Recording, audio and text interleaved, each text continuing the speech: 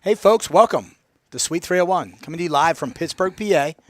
We're here to give you the latest news and scoop about what's going on in Colt Club sports. We're officially live on Facebook. You can now watch all of our broadcasts on our Sweet 301 page and our Facebook group pages. Yeah, definitely. Be sure to follow our Facebook group and Twitter to check out all the latest news and media, and to subscribe to our YouTube channel to check out all the videos from around the league and archives from Suite 301. Lots to talk about this month. We just got back from a tour of Indiana. We were out there this past weekend for the NCBBA National Championship game. Things went off without a hitch. It was fantastic.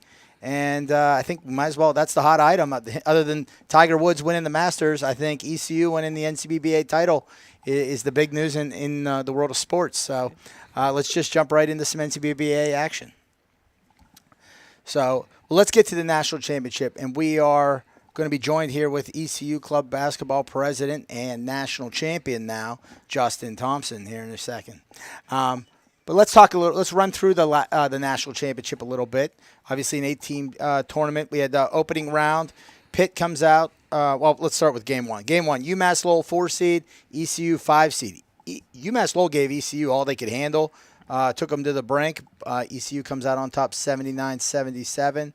But I'll tell you what, UMass Lowell was a good-looking ball club. Oh yeah, good-looking ball club and a great way to start to the day with a lot of competition, and both teams wanted it, and that was a fun. Absolutely. When you come that far, you don't want to just to give up too quickly on chasing that dream of raising the cup. So very competitive game, right down to the wire, 79-77. ECU outlasts UMass. Game two of the day, number 3 SIUE over number 6 Boston College. SIUE comes out on top, 77-70. First time we've seen Boston College at the national championship, and SIUE looked good. Got off to a slow start. A little bit, yeah. But we're able to get rolling again and come back and knock off Boston College by 7. Third game of the day, Pitt, number 1 seed, looking like the number 1 seed, taking care of business against St. John's, number 8 seed. Takes them down 94-73. And then the nightcap of day one, a double overtime. What a way to close out the night, right? Double overtime victory. Number 7 Georgetown upsets number 2 Albany 106-105. What a great game. And, literally it just seemed everything came down to the last shot, both in regulation, the first overtime and the second overtime. On to, day two. We got into maybe we'll come to this. We'll wrap up with the skills competition. But day two of tournament play, we get the first game being SIUE over Georgetown, 78-63. Georgetown with the thin roster. I think they kind of wore themselves out the night before and didn't have everything needed to get past the Final Four. And SIUE took that 78-63. And then another great game, East Carolina 88 over Pitt, number 1 Pitt 88-78. ECU, I believe they had like a 21-point lead in the second half. Yeah. Pitt rallied to get that back to a 4-point differential, and just couldn't hang on, and ultimately had to take the loss to ECU, who proved the next night to be our national champion. ECU national title game. ECU SIUE 72-65. Pirates are the Kings. Yep. So, should we go to Justice? Should we get him on? Yeah. I know bring he's him eager on. to join the show. Let's get Justice over here. Justice, how you doing, buddy? Hey guys, I'm doing good. How you doing? Doing good. Doing well. Hey, congratulations again on the national championship. I know it's been 48 hours since we last talked to you, but how was the drive back? Oh, it was good. We had a little troubles, just a little flip on the highway, but with a truck. But we got back safely. All right, well, that's good. That's good. It's it's a long drive from Indiana down to North Carolina, but it's sure a lot better drive when you've got a little bit of hardware in the car with you, right? Oh yeah, it was fantastic. It felt great. Now, let's talk about the tournament from your perspective. Obviously, it feels good to win, but was there a moment in the tournament where you felt like, hey, we've got a chance to win it all? Oh yeah, after we won the first game on Friday, we had a lot of confidence going into the second game. We sat there and watched Pittsburgh that night, came with a game plan, and we felt confident. All our guys felt confident throughout the weekend that we could get this goal done. I see you got the hardware right there. Where are you, in your dorm room, your apartment? In my apartment. Oh yeah, I got it set up nicely already. Oh, you're looking good, buddy. One of the things your guys talked about, during the press conferences after the games, one of your players had mentioned one of the big differences being between this year and last was that this year you came in with a coach. Do you feel like having Coach Rondo there really helped the team stay focused and really game plan? Gave an off court perspective of what was going on the court and was able to help your team adjust. Oh yes, of course. I think having Rondo was a major difference between this year and last year's team, because I felt like last year's team was just as good, and we could have won twice if he was with us. I think so. He was a big part of this year. Well, it seemed like he knew his basketball. He was not the kind of coach that sits on his hands and just he was off the bench, communicating at all times, trying to coach you guys up, and that effort worked. Yeah. Oh yeah. I think especially so in your semifinal matchup and your championship game against SIUE when towards the end of the game you guys were getting fouled quite a bit.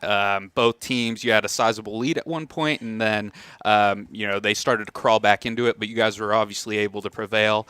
Talk about that. Like, where does that come from? Is it the coach? Is it the leadership? Like, what made you guys rally together when those times were getting a little tougher? When those times, we just remembered 14 hours, baby. We're not going home without this hardware, driving back for 14 hours. We all stayed focused, and we just rallied together as a team. We didn't get down on one another, and we got it done. Outstanding. Why don't you? Eric Stokes took home the MVP award. Fantastic performance by him throughout the tournament. Why don't you comment on what he's meant to the team all season, especially this past weekend? Oh yeah, he's been a big part of the team. He's probably our major scorer. We think of him as like the KD of our team, and I think he's got 2 more years to go. And there's no reason I don't see him being MVP for the next 2 years. Outstanding. So, we talked a little bit during the post-game press conference after the national championship about what kind of celebration would be in store for the ECU Pirates Club basketball team. Did that celebration take place yet? Oh yeah, we went and celebrated last night at Mug Night with ECU since they won Best Bar Stool Nationals. It was only right we could go celebrate with them. Oh, that's did you have outpouring of fans come out and party with you guys? Oh yeah, it was a good crowd in there last night. We really enjoyed it. Nice. Well, I know the ECU Club baseball team's proud of what you've accomplished. They're trying to follow suit and bring another national championship back to ECU this year on the baseball side of things, so I'm sure they were pulling for you as well. All right, Justice. Well, hey, congratulations again on your national championship. Another great season in the NCBBA. Look forward to seeing you back next year. Thank you, guys. We'll see you next year. Sounds good. Thank you. All right. Yeah, they proved it on the court. No doubt in anybody's mind that the ECU was this year's national champion. So really good performance by them. And really all the teams that participate in the national championship, quality basketball teams. Oh, yeah. There wasn't a slouch in the group. No. Not a one. And, only one team gets to win. So only one team goes out with the last game of the season being a victory, and it's ECU this year. But it wasn't all just about the national championship there. We had the All-Star game. We had the skills competition. Why don't you take me through some of the award winners there that took place in our skills competition? Yeah, so we'll start where we started with the three-point competition. We had Richard Henry Holzinger. He was our three-point champion out of Boston College. Did a phenomenal job, got hot in that last round, winning with a final score of 27 seconds. So getting through all 5 spots that quickly is definitely no easy task. So great performance by Henry on that. And then we had, for our, obstacle course, we had, is that William Hoey from St. John's took it home. He had 3 great times, the final one being 34 seconds of our obstacle course, which is, no easy task. We have a 2-ball dribble included. We had some some factors this year that weren't there last year with our dummy props. But Sorry to interrupt you there. I can make a quick correction. It was actually Justin Heidig from Pitt that won the obstacle course. I'm off my game. That's I'm okay. off my That's game. okay. You know, we've been traveling. We were off yesterday trying to get caught up. But yeah, Justin Heidig of Pitt actually won the obstacle course with a 32.8 second time. So, Wow. But he did get a nice job off the coming off the court. You know, being one of those teams that's in the pursuit of the national championship and still in the hunt at that point in the morning. Yeah, and then looking at Shooters Chaos, our new event this year, we had SIUE representative Ryan Obermeyer. He he found a way to work the system a bit initially. We being the first year had a few almost loopholes per se that he was able to work his way around and come in and win the championship for that.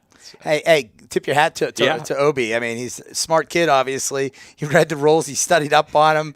He probably practiced couple times at home. Like, I wonder if I just go with layups, can I beat the clock? And he proved it. So it's a new event for our skills competition. We'll make some rule adjustments next year to open it up for outside shooting as well. But Obi did a nice job there and took home the statue for the Shooters Chaos. Yeah, and then looking at the dunk contest, another Boston College participant and winner, Evan Palmer, who shut down the gym. I mean, he had some fantastic dunks going off the side of the backboard, off the oop, just absolutely hammering it down in the second round, and then the final round, just absolutely lifting off, and ended up with his old classic Vince Carter with the elbow in the rim, and just absolutely dynamic off the bounce. And he scored perfect 30s in all 3 rounds of the dunk contest. So he was fantastic. He squared up against Jalen Rosemond in the finals. Jalen was outstanding too. We had a lot of guys that threw down some really impressive dunks, but I mean, it was nobody's doubt. Yeah. Evan Palmer was the winner of that event. So congratulations to those guys. They seem to have a lot of fun. I know I talked to the BC officers after the skills competition. You know, sometimes people are a little sore that they lose their first opening game, and their season's done. But they came up to me and said, "You know what, Sandy, we weren't sure what to expect of this event. They're like, this is great basketball." And then even for the teams that lost in the opening round, it was a lot of fun on Saturday too. And then so they had a blast, and I hope that's the goal, and makes them hungry to get back here the next year. So. And then, after we've concluded the skills competition, we come to the All-Star game. Team Orange, manned by Robert Montgomery, and then Team Black, managed by our very own Alec Verhoff. Team Orange hung on, 89-87 for that one. And, who was the winner of that? Who was the MVP? The MVP, off the top of my head, not. I believe he was all. It was St. John's. It was Nick. I'm blanking on the last name. I remember Nick, number 3, St. John's. That wasn't Nick Hay. No, it was Nick. Okay. Well, Nick was fantastic. I know he put up 23 points in the game. I didn't even think to look that up, but he put up 23 points in the game. He did a great job in the All-Star game. Oh, yeah. All teams seem to have a blast with that. We got some good photos. We got to process all our photo images. We'll get those up on the internet for everybody to see, and they'll be free to download. People can snag those once. We'll get settled in this week and get those all processed and uploaded so people can go through the images and the pictures and download what they want. And I'm sure ECU is excited to see, the pics of them taking down the net, their national championship celebration, presentation, and so forth. But it was all good stuff. And, one of the big things that we did this year was for the first time we did a simulcast video. We've always had Ryan Norris, the talents of Ryan Norris, doing play-by-play for us. He does a fantastic job. Alec Verhoff, Bubby, as we fondly call him here in the office, he was outstanding with the color commentary. But we added video, a 3-camera video shoot to it as well. So first time for us. So hopefully those folks at home enjoyed it, and we can grow off that and enhance it moving forward into the future. So, all right. Well, let's close up the NCBBA portion of the show. We've got the league meeting coming up next week. Yep. Talk me through that a little bit. Yeah, so the league meeting next week, April 24th, which is a Wednesday at 7 p.m. That's your chance to voice your thoughts on the league. We're going to run through the breakdown of this past season, where we're at, and where we're looking to go going forward. But it's a great opportunity for all of you team representatives out there to tune in, check it out, and provide us with some input. Because you guys are the ones playing. So, we definitely want to make sure that you guys are, checking in and providing us with feedback on the season and where we're going. Yeah, we've got a few interesting rules that we want to propose, rule changes we want to propose out there to the teams, debate them a little bit. Maybe if they get enough traction, they'll get voted upon. And, we're certainly, we're going to talk about some major things with growth of the league. As those who have followed year after year, we've been growing quite a lot. I think we went from 101 to 121 this year. Once we hit that 144 mark, we're going to have some tough decisions to make. Are we going to go to a Division I and Division II? Are we going to go to an expanded playoff system? So these are some important things we'll be discussing at the league meeting next week. So if you're a club basketball rep, I recommend you find a time to have someone tune in and chime in on your behalf. So, and then lastly, also time to get the LPAs in for next year.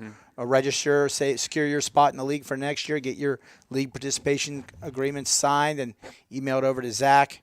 Do that before you leave for summer break, because once you depart campus, it becomes very difficult to track down your advisor, get the appropriate signatures. Sometimes people lose access to a fax machine or a scanner to get that stuff processed. And then on the women's side of basketball, continuing to grow. We have Rachel's pounding the pavement, talking to new teams about coming on board, and hopefully we'll have some new updates by the next Sweet 301. We can share with you about more teams that have come on board. But if you're a men's team and you're watching, if you've got women's club basketball at your school, let them know about us. Encourage them to reach out and talk to us, or let us know who the officers are so we can reach out. So, all right. Well, should we move on to some football? Yeah. All right. Not a whole lot to talk about in the football world. It's the off season now. I mean, in the football world, really everybody's focused on the NFL draft coming up. Oh, yeah. But in the NCFA world, we're focused on some growth. Joe's been working hard and been able to add a new team to the mix a little bit late into the game. Schedules were already out, but Appalachian State got approved as a program at their school, and they got set up to join. They got unanimous approval from all the teams in the Mid-Atlantic East. We were able to work a schedule that included them into it, so they're the newest member of the NCFA, ready to compete this fall. So excited to have them on board and see what they bring to the gridiron. So, all right. So what's next? Time for a commercial break, right? Think so. All right. We'll be back after this quick message with some NCBA baseball. Phenom Elite is the official uniform provider of the National Club Basketball Association. Our member teams receive exclusive prices on all stock and custom uniforms, including 15% off all orders and the NCBBA logo featured on each garment free of charge. For more information, contact sponsor account manager Zach Ramirez. It'd be better to just see one screen and know The live. what is live. Yeah. You're on me and I'm not looking. Yeah, I'll just. This will be your camera, so I'll just kind of. Sort of look like a freaking idiot.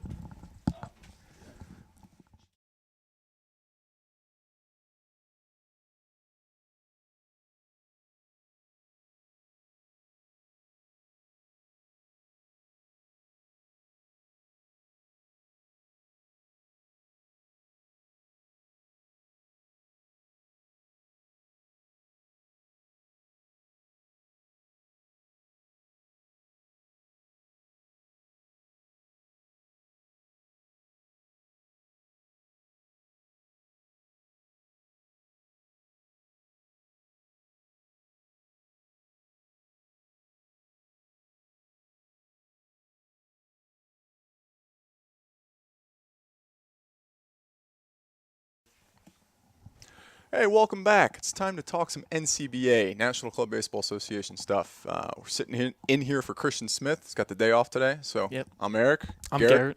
Got the D2 and D3 guys here. Just going to go over some updates, talk some postseason, World Series, all the latest happenings within the NCBA. Sounds good. Exciting time around the NCBA right now. Yeah, it's crazy. Good stuff. Let's start with D3. So we got the D3 guy obviously right here. Yep. What's going on? So getting real close to playoffs. Right now we only have one team that has clinched. That's West Georgia, which just clinched this past weekend. They clinched District 3 South. We've got pretty much every other division is up for grab, which should be decided within this next weekend or two. Rhode Island Marist are playing in a series that will most likely determine the District 1 North, which is exciting. Millersville's got a stronghold on District 1 South.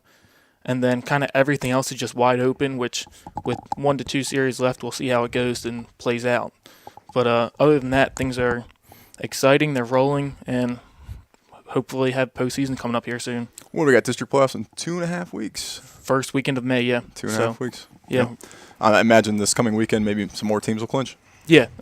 Most likely, we're still waiting some scores from this past weekend, so there's a chance we have teams clinching today or tomorrow. So. Gotcha. And for those who are unfamiliar with Division 3, what is the postseason setup like? So the winner, it'll be for example, District 1. District 1 North winner will play the District 1 South winner in a best-of-3 series at whoever has the better conference record. Okay. So, well, good exciting stuff. Yep. Good stuff. World Series, where's it going to be? We're in Johnstown, Pennsylvania, home of the D2 World Series 4 years ago, I believe. A lot longer than that. A lot longer than that. A lot longer than that. So, yeah, we're excited to go back. They're expecting a lot of big things from us, and I know they're happy about the partnership. Well, good. I know we're excited about that. We have a Division 2 regional playoff there, I know. So, back-to-back weekends, we'll have a lot of baseball there. It's a great baseball city, great field. It's very unique for those who've ever seen it, and like you were saying, it's gonna be good. Yeah, it's gonna be an exciting time. The city's bought into it. They've already put a bunch of press conferences out about us, so everyone's all go for it.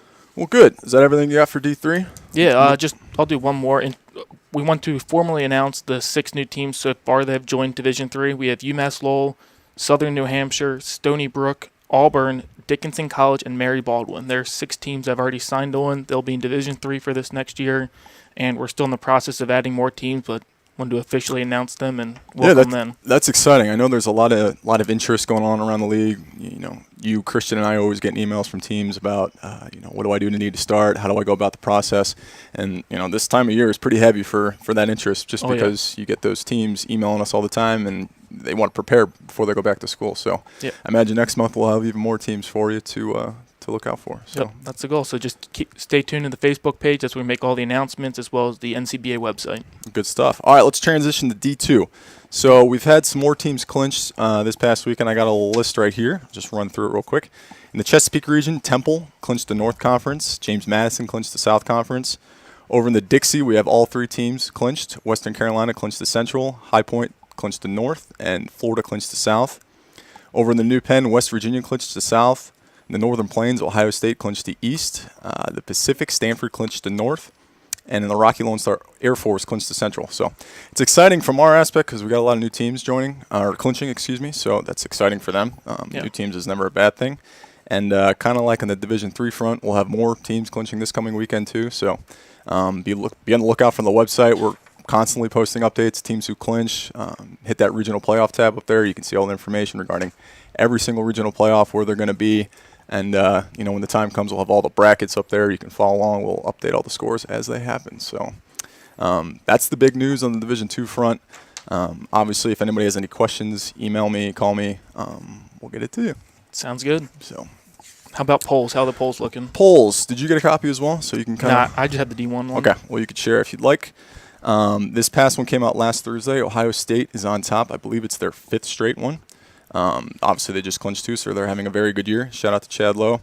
SUNY Buffalo's in the 2 spot. Penn State's in the 3 spot. Adrian College is in the 4 spot. University of New Hampshire's in the 5 spot. Oklahoma State in the 6. Air Force Academy in the 7. Western Carolina in the 8. Temple in the 9. And High Point in the 10. I'm not going to go through the rest, but it's online. It's on all our social media pages.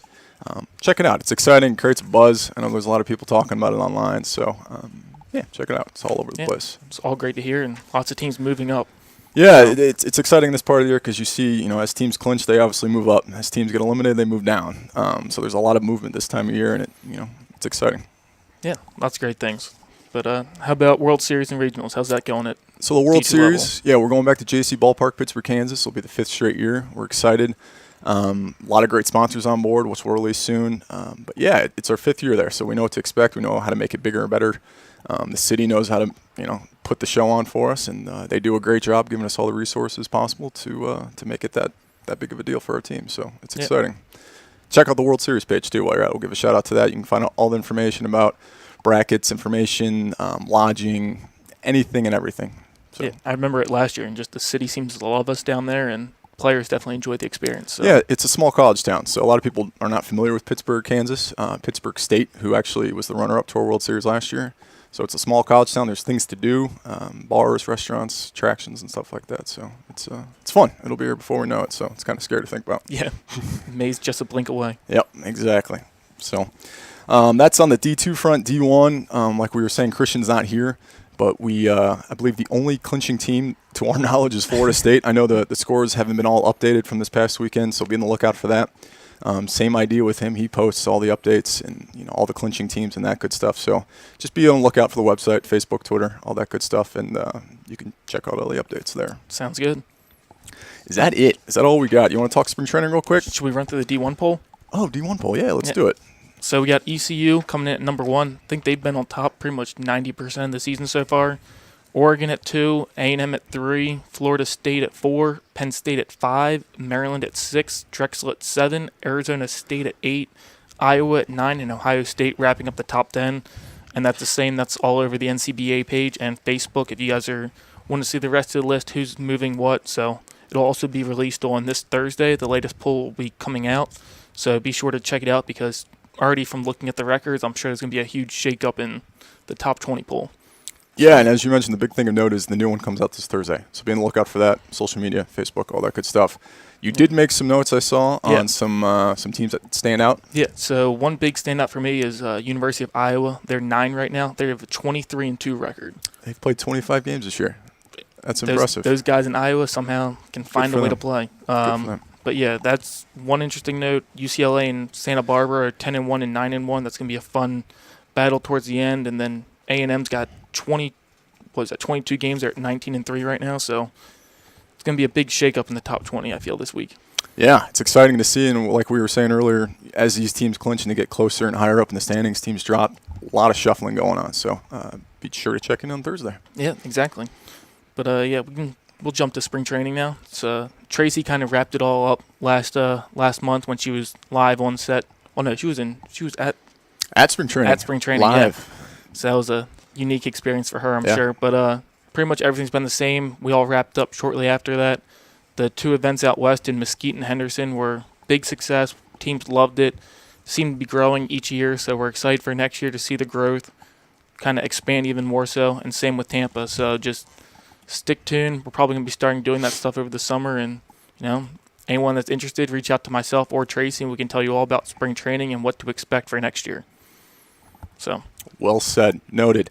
I think that's all we got on the NCBA front. Yeah. Just correct? It's an exciting time. Keep checking in on everything, and postseason's almost here. Sounds good. Hey, stay tuned. We have Savannah Aarons, the VP of NCSA Operations, coming. We'll have her live from Skype, and we'll catch up on everything club softball. Be right back. Rawlings is proud to be partnered with Call Club Sports. If your team is in need of any products that Rawlings has to offer, contact us today. Rawlings, the finest in the field.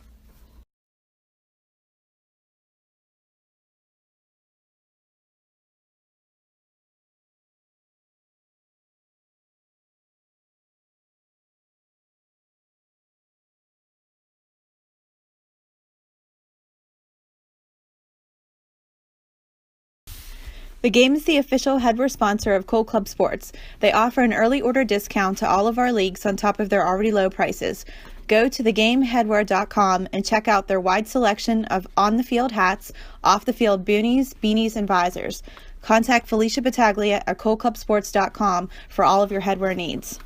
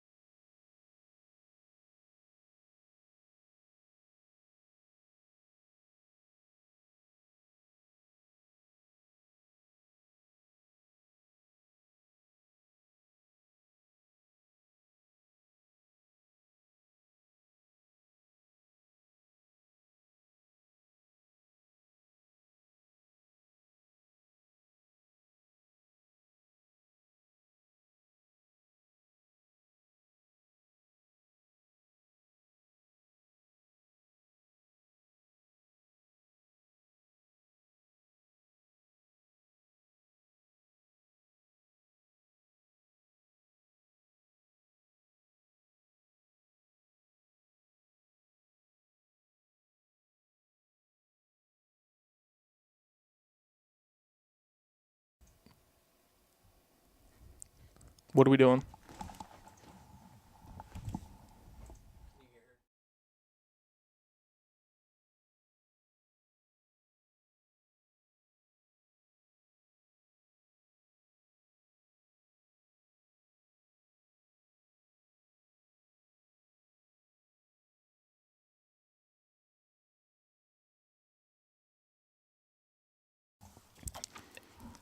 And we're back. Sorry about that delay, folks. We're having technical difficulties trying to reach Savannah, but me and Eric here are going to try and wrap up softball as best as we can. So. Yeah, we weren't really prepared to talk standings, postseason, and whatnot. I know Savannah was going to chime in on a lot of that, but I mean, it kind of echoes of what baseball is saying. Obviously, they're in the thick of the season. Yep. I saw Savannah posting clinchers left and right this past weekend. I know there's, probably the majority of the league is clinched. Bottom line is, check the website. A lot of good information on there. It's the same setup as the baseball sites. Everything from the regional playoffs to the World Series. And they are back in Columbus, Georgia again for the 10th, 11th straight year, whatever it may be. Yep. And I know it's a fantastic event, and Savannah's putting all the bells and whistles into it. And I'm sure she would have spoke to that as well if she was on here. Yeah, exactly. And, I mean, I know they have – because I talked with Tracy, who's big in softball. She said they have regional starting next weekend, so I'm sure they're 90% clinched, if not 100%. So they're really getting down to the thick of it and hopefully have their 16 World Series teams. Yep. So yep, it's all going well. Yeah, just check the websites, the social media stuff, get all the updates, and obviously if you have any questions, reach out to Savannah. But, I mean, that does it for our show. Thanks so much for tuning into this episode of Sweet 301. As always, don't forget to follow us on Twitter and Facebook pages. Our next episode is Tuesday, May 21st at 3:01 p.m. right here on Facebook Live. Join us then to catch up on everything Colt Club Sports, and we'll have a bunch of World Series teams by then. You know what the fun thing about that date is? That's the day of the championship for Division II. So maybe we'll have to do something on site. So stay tuned. You never know. It'll be a lot of fun. So just remember, it's a game. Have fun.